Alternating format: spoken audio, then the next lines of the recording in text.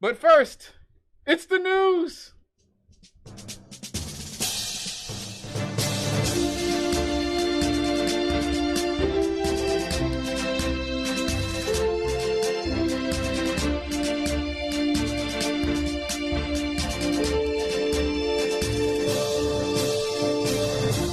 Before I leave for California, I want to briefly speak about what's happening in Silicon Valley Bank and Signature Bank. Today, thanks to the quick action of my administration over the past few days, Americans can have confidence that the banking system is safe. Your deposits will be there when you need them. Small businesses across the country, the deposit accounts at these banks can breathe easier knowing they'll be able to pay their workers and pay their bills. And their hardworking employees can breathe easier as well. Last week, when we learned of the problems of the banks and the impact they could have on jobs of small businesses and the banking system overall, I instructed my team to act quickly to protect these interests. They've done that. On Friday, the government regulator in charge, the FDIC, took control of Silicon Valley Bank's assets. And over the weekend, it took control of Signature Bank's assets. All customers who had deposits in these banks can rest assured they'll be protected and they'll have access to their money as of today. That includes small businesses across the country that bank there and need to make payroll, pay their bills, and stay open for business. No losses will be, and this is an important point, no losses will be borne by the taxpayers. Let me repeat that. No losses will be borne by the taxpayers. Instead, the money will come from the fees that banks pay into the deposit insurance fund. Because of the actions that our regulators have already taken, every American should feel confident that their deposits will be there if and when they need them. We must get the full accounting of what happened and why those responsible can be held accountable. In my administration, no one is above the law. Look, the bottom line is this. Right. There's no Americans law can against rest losing. assured that our banking system is safe. Your deposits are safe. Let me also assure you, we will not stop at this. We'll do whatever is needed. Oh, boy. All right, folks. The depositors withdrew savings and investors broadly sold off bank shares as the government raced to reassure Americans that the banking system was secure after 2 bank failures and the Fed fears that more financial institutions could fall. Joe Biden insisted that the system was safe, as you just heard, as the second and third largest bank failures in the nation's history happened within the span of 48 hours. Yes, in the response to the crisis, regulators guaranteed all deposits at 2 banks and created a program that effectively threw a lifeline to other banks to shield them from a run on deposits. Rev, this happened last week, but we were just magically preempted last week. But yeah, last week the mayor of the election stuff was on, so we couldn't be here. But yeah, this was the most important, biggest story from last year. Basically, they gave a gift to the banks because now every bank in America is basically too big to fail, Rev. Yeah, ain't that something? Yeah, all of them. Yes, so indeed. if you start any other business, right, your business fails, that's just on you. But if you a bank, it's just like, yeah, whatever. So that's what they seem to be saying, although I don't know how, where this magic money tree is. They go juice it from the customers. You know they go juice it from the customers, bro. And It's not going to come from the taxpayers. Oh yeah, I'm sure. You heard that. He had the serious look on his face too. As if the bank customers and taxpayers are 2 separate groups of people. Yeah, boy. Now they don't have to be solvent. None of the banks in the country have to be solvent. No, they don't have to be solvent. They will be bailed out. They are backing up 100% of the deposits at those banks. But you know what though? Here's the funny part. In a sick, funny way. Of course, the banks are now going to be, they're going to be using this as their justification to put the squeeze on credit. Yep. So the very, very rich people, no problem. Nope. They're fine. The very, very poor people, no problem. Yep. They'll be fine. The payday loan places will still operate and so on and so forth. An exorbitant markup, of course. Food stamps will still be there. WIC checks still be coming. But the people in the middle, the rapidly shrinking middle class, you know how all of y'all like to have a tiny waistline? Well, America is about to look like the most beautiful model you've ever seen. That middle is just getting smaller and smaller. Oh, it's gonna look like it was Photoshopped. The corset is tightening. Yes, now they are actually changing the banking system without punishing bankers at all. Nothing from Congress, no regulations. They are bailing out the bankers. Now, mind you, it took them a month to do anything about East Palestine. You had America. You had right in the middle of the country. You had pollution that could cause cancer and all kinds of horrific ailments for the next 20, 30, 40 years against those people. You're seeing fish, like people's dogs and cats and livestock are just dying in mass, but they're saying, oh, don't worry about it. It took them 48 hours to help these bankers out. Now, obviously, you know, there is the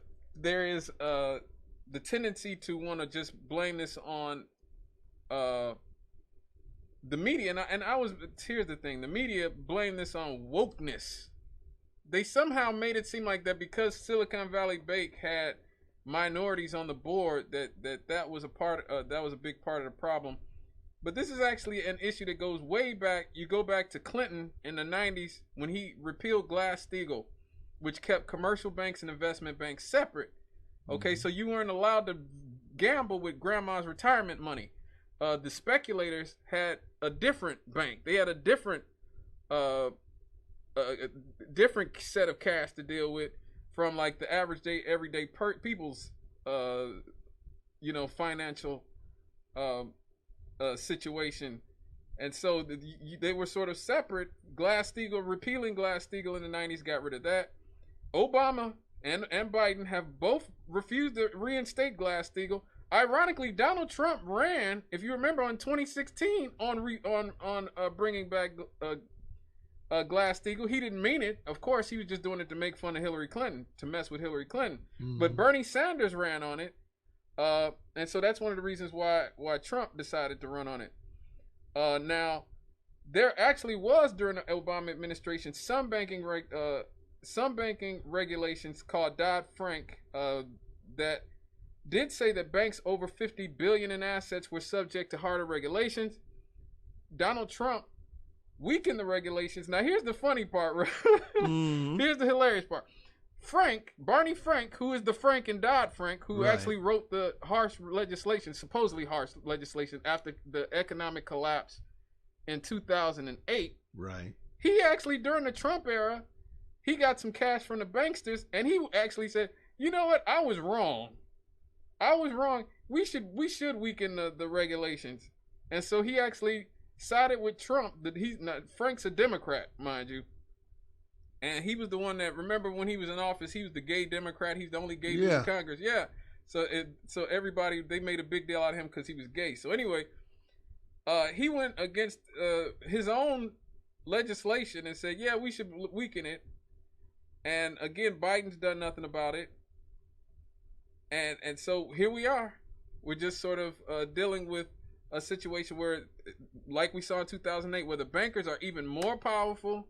They won't learn anything from this because they won't suffer any real consequences from this. And again, banks will have a freedom that no other businesses have. They don't have to even make. They don't even have to have They don't have to be solvent in any way. Now, Silicon Valley was a kind of unique bank. Matter of fact, you could erase the words "kind of." It was a unique bank. Yeah. Silicon Valley, as I recall, existed primarily to fund tech stuff. Tech entrepreneurs. And so you had a lot of people who had a lot of money in that bank. Oh yeah.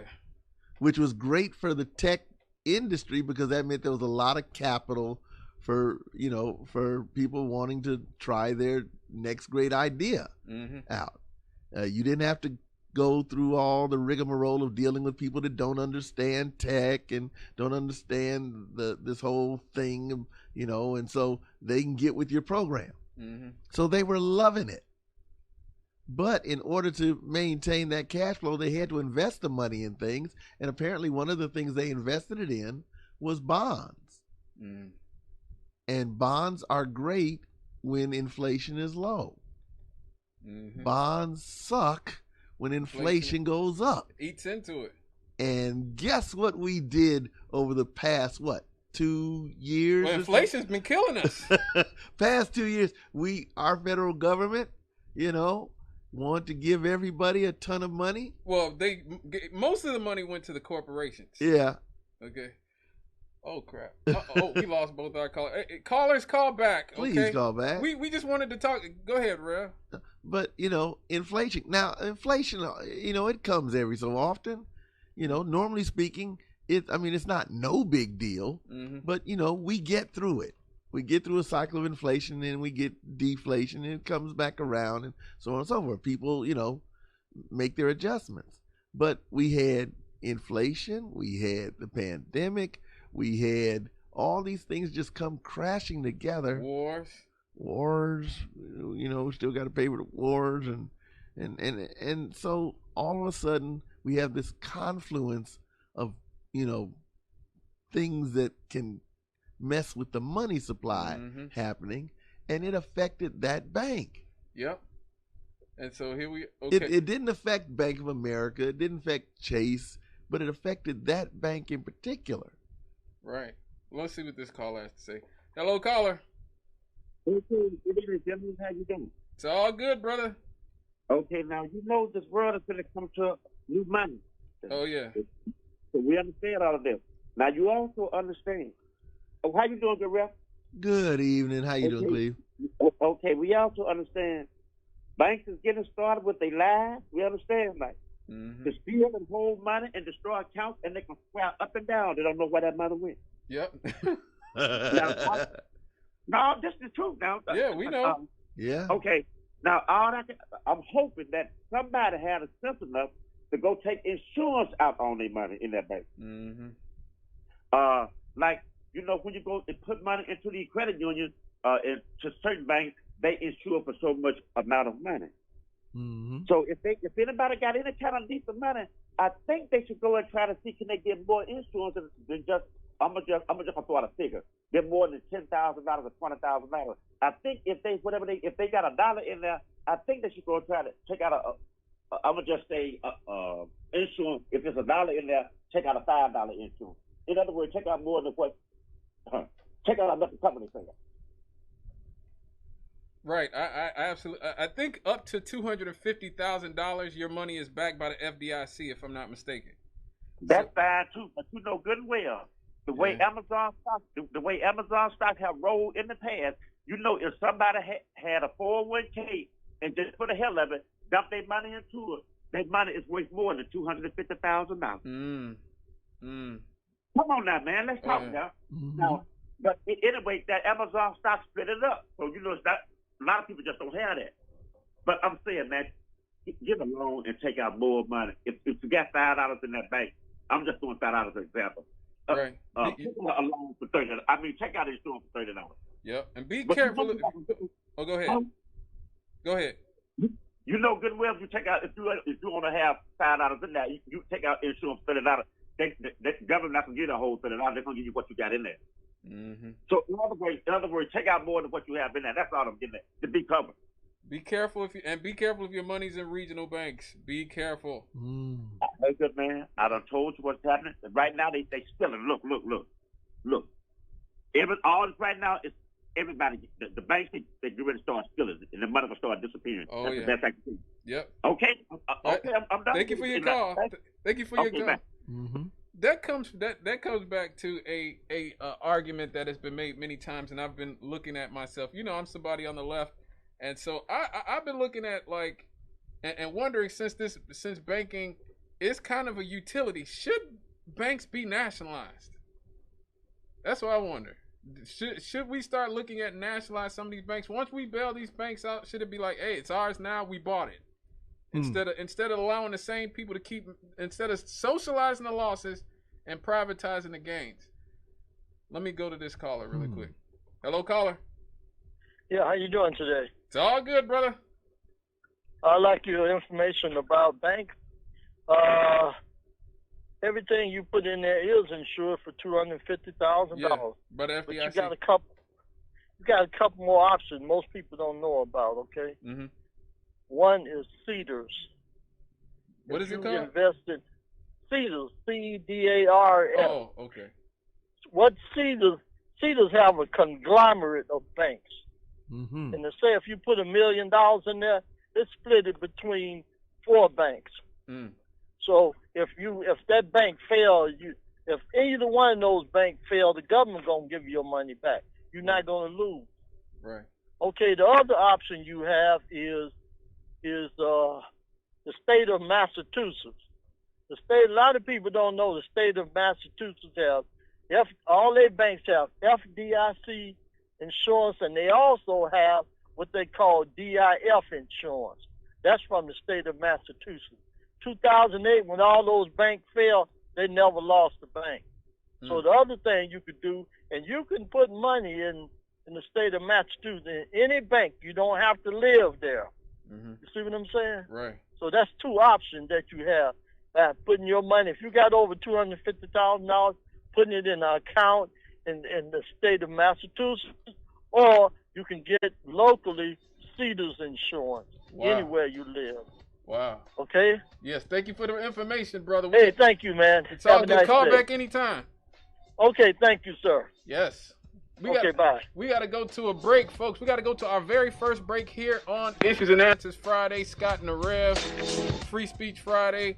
When we come back, we got to look at hate crimes and who they're being committed against. It might be a little bit different from what you're hearing in the media. All right, folks, we'll be right back after these.